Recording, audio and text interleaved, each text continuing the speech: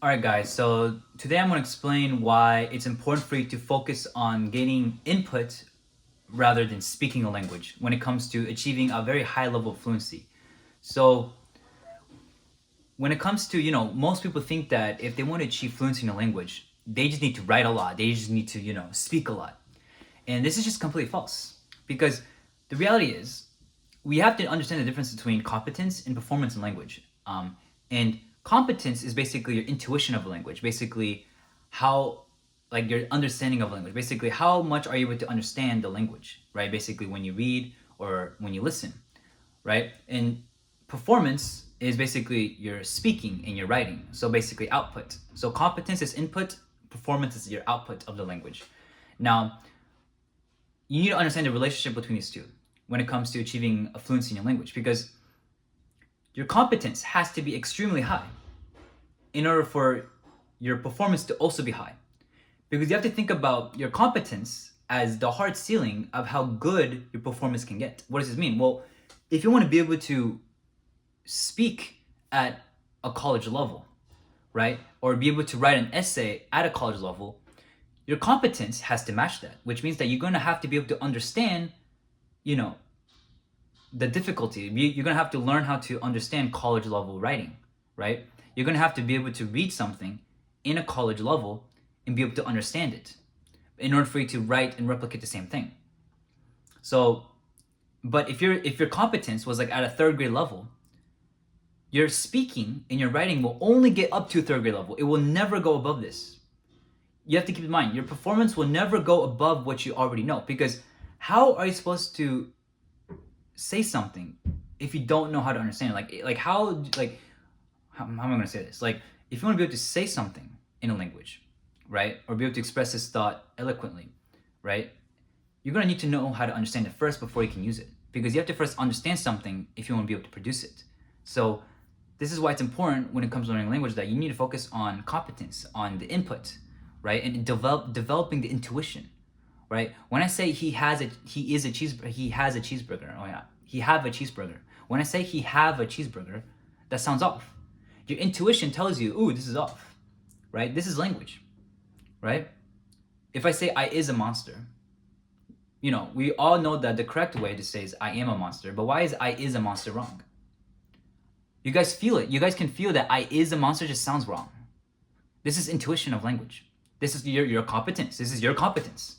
So if you can't develop this understanding of in every one of your languages, how do you expect yourself to speak or even write the language that good?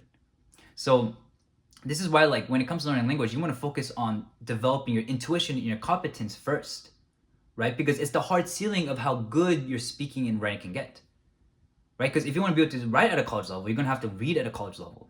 Like, if you can only understand third grade level, and that's the max that your competence is at, how do you expect yourself to be able to speak at a college level? It's impossible. Because you can't speak something you can't understand. You have to first understand something in a language in order for you to be able to speak it. This is why I recommend you guys to only focus on input, immersion on the language. Focus on reading and listening to language before you ever speak or write. Because it doesn't matter, no amount of speaking or writing is going to develop your intuition, right? In fact, if you speak and write too early, too often, sometimes you could actually develop bad habits, right?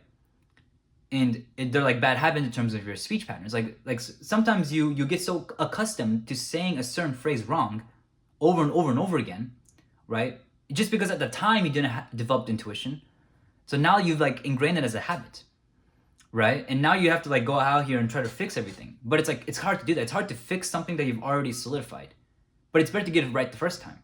Whereas if you develop the intuition, if you develop the competence and developed your intuition of language at a very high level from the very beginning before you even start to speak, then when you actually go start to speak and you make a mistake, you'll be able to correct it. Because you would intuitively know that I is a monster is wrong.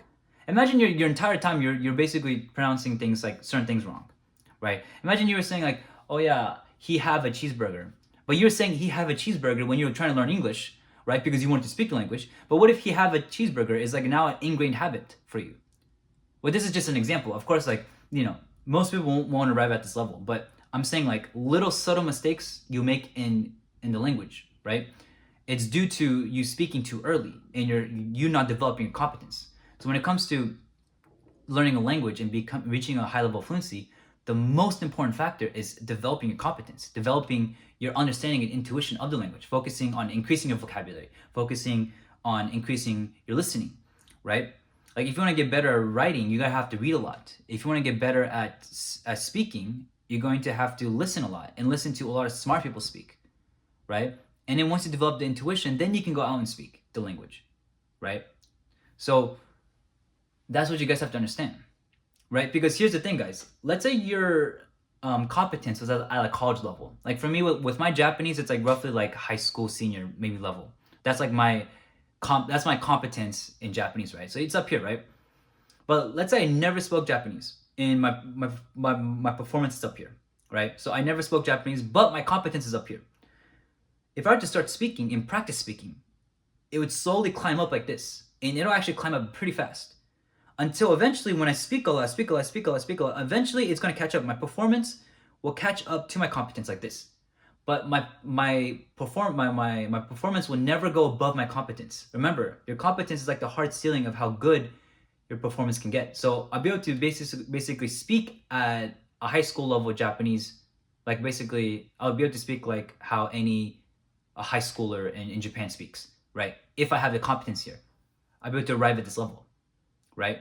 Now, if I want to break through this and sound like a real smart professor, then I'm going to have to increase my competence again, increase vocabulary, increase, the amount of words I know, and then know how to use them. And then I can start to speak again, and then I'll be able to reach this level. Do you guys understand? So, you always want to focus on developing the competence because that's ultimately how good your performance will inevitably get, right?